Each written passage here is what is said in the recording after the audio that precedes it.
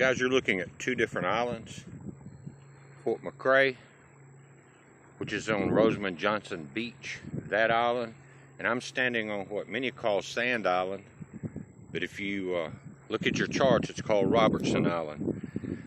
Now, I wanted to come on to say this. I can't do an extensive video here, but I did go through all the radar. I went through all the models, everything that both the National Hurricane Center has and the other models. And it looks like both storms are going to curve out into the North Atlantic at this point. From everything I can tell, it looks like fall is going to win this round. Everything's pushing off the East Coast into the North Atlantic because of that front that's coming through. That's a good thing. Now, remember this.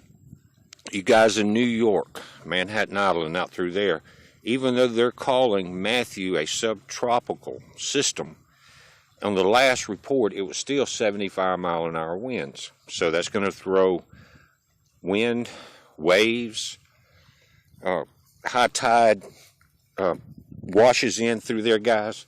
But I'm going to pan this around just to give you an idea. We're looking back west as the sun is starting to go down towards Orange Beach, Alabama. I'm going to turn east. I don't know if you can see over the island, that's Pensacola.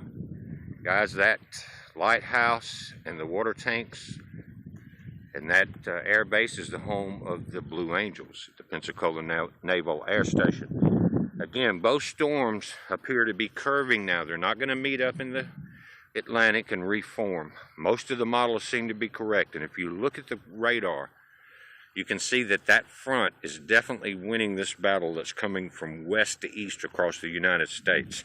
So we may be nearing the end of tropical season.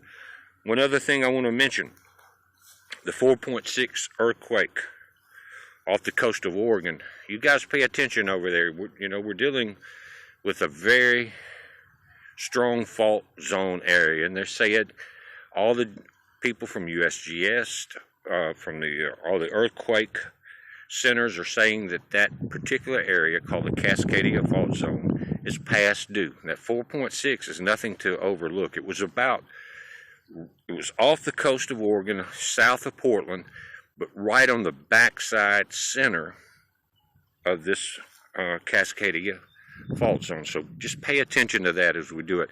Now, don't forget, 9 p.m., 8 p.m. Central tonight is the second presidential debate. Just check online to see what channels are going to carry it. One thing that I've noticed is how poisonally, the mainstream media, let me say it like this, the mainstream media is poisoning the rhetoric.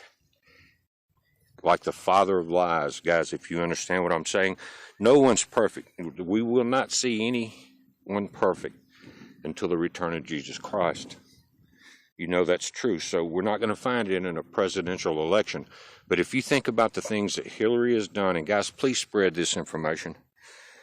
Over 800 people that we know of dead in Haiti that had no shelter because the Clintons took billions of dollars from the donations and kept them.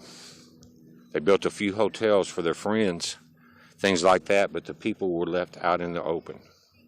That's the legacy Hillary Clinton has, regardless of Donald Trump's past. And he's about jobs. And if you think about it, guys, if we don't have jobs, we don't have anything. One other thing I want to say, because it's Sunday, and this is for you guys on the East Coast from Florida all the way up to New York and past.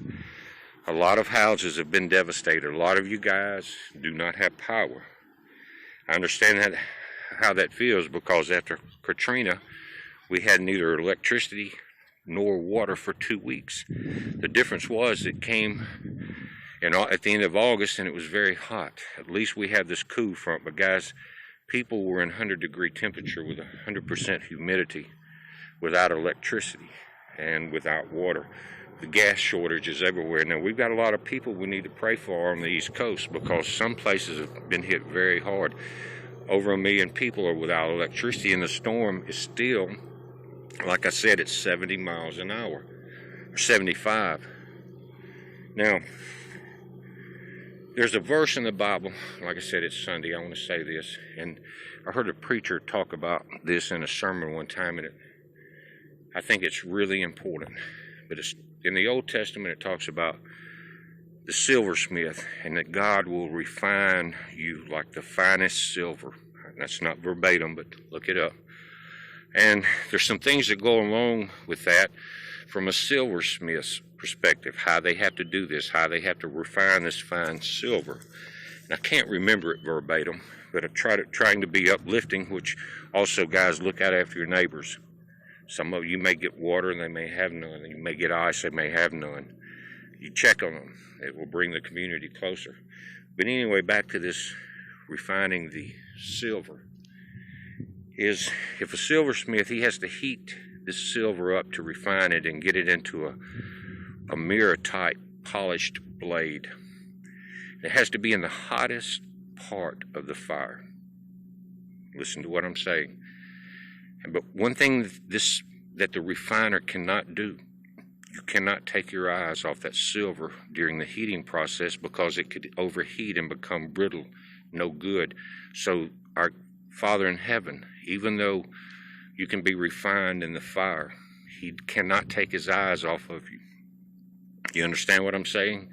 But at that precise moment when the silver is perfect for polishing, for the right temperature, he'll pull it out of the fire.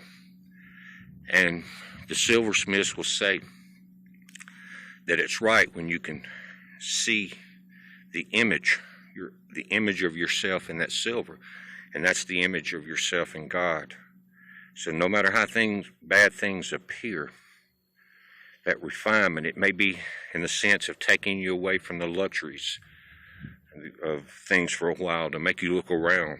Whatever it is, and people's homes have been destroyed, and I'm not making light of this, and people have lost their lives. But this, again, this refinement of your spirit, of your soul, of your mental state is part of the process. It's not easy at first, but as it goes through, you'll start to understand how it does work. But guys, I've finally gotten some Wi-Fi access, and tonight I'm going to try to do a video from the computer where I can show some of the maps and all. But right now, the storms, except for along New York, guys, and you got a counterclockwise rotation. Except for New York, a lot of people are going to be, it's going to be getting better. But remember what Sandy did with that counterclockwise rotation, and it pushed the tides into that area. So be aware of that, and be aware that that tight wind can take down power. Be prepared. We've talked about the storm for 2 weeks. Guys, I'm going to try to get an update up later if the Wi-Fi will maintain. But don't forget, 8 o'clock Central, 9 p.m. on the East Coast, this debate. Now, the Satanist throwing everything he can on Hillary's side. You can see it. You can taste the poison in the commercials. Everybody vote. This is a heads up. Be safe.